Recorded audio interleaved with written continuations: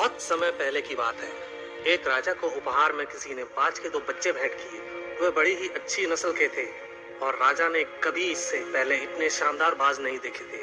राजा ने उनकी देखभाल के लिए एक अनुभवी आदमी को नियुक्त कर दिया। जब कुछ महीने बीत गए तो राजा ने बाजों को देखने का मन बनाया और उस जगह पहुंच गए जहां उन्हें पाला जा रहा था। राजा ने देखा कि दोनों बाज काफी बड़े हो चुके थे और अब पहले से भी शानदार लग रहे थे। राजा ने बाजों की देखभाल कर रहे आदमी से कहा, मैं इनकी उड़ान देखना चाहता हूँ, तुम इन्हें उड़ने का इशारा करो। आदमी ने ऐसा ही किया।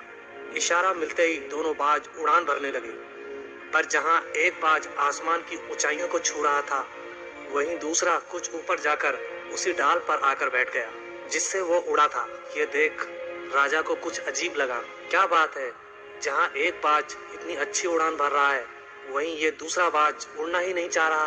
राजा ने सवाल किया, जी हुजूर, इस बाज के साथ शुरू से यही समस्या है, वो इस डाल को छोड़ता ही नहीं। राजा को दोनों ही बाज प्रिय थे और वो दूसरे बाज को भी उसी तरह उड़ना देखना चाहते थे। अगले दिन पूरे राज्य में ऐलान कर दिया गया, जो व्यक्ति इस बाज को ऊंचा उड़ाने में कामयाब होगा उसे ढेरों इनाम दिया जाएगा। फिर क्या था, एक से एक विद्वान आए और बाज को उड़ाने का प्रयास करने लगे, पर हफ्तों बीत जाने के बाद भी बाज का वही हाल था। वो थोड़ा सा उड़ता और वापस उसी डाल पर आकर बैठ जाता। फिर एक दिन कुछ अनोखा हुआ। राजा ने देखा कि दोनों बाज आसमान में उड़ रहे हैं। उन्हें अपनी आंखों पर यकीन नहीं हुआ और उन्होंने तुरंत उस व्यक्ति का पता लगाने को कहा जिसने ये कारनामा कर दिखाया था। वह व्यक्ति एक किसान था। अगले दिन वह दरबार में हाजिर हुआ।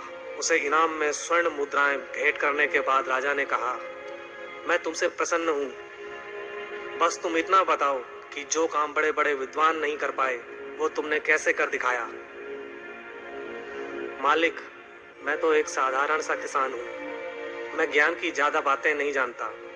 मैंने तो बस वो डाल काट दी जिस पर बैठने का बाज आदी हो चुका था, और जब वो डाल ही नहीं रही तो वो भी अपने साथी के साथ ऊपर उड़ने लगा। दोस्तों, हम सभी ऊंचा उड़ने के लिए ही बने हैं, लेकिन कई बार हम जो कर रहे होते हैं उसके इतने आदी हो जाते हैं कि अपनी उड़ान भरने की, कुछ बड़ा करने की काबिलियत को भूल जाते हैं। यदि आप भी सालों से किसी ऐसे काम में लगे हैं जो आपके सही पोटेंशियल के मुताबिक नहीं है, तो एक बार जरूर सोचिए कि कहीं आपको भी उस डाल को काटने की जरूरत तो नहीं जिस पर आप बैठे हैं। धन्यवाद दोस्तों। अगर ये कहानी पसंद आई तो प्लीज़ सब्सक्राइब करें, लाइक करें, शेयर करें और कमेंट करें।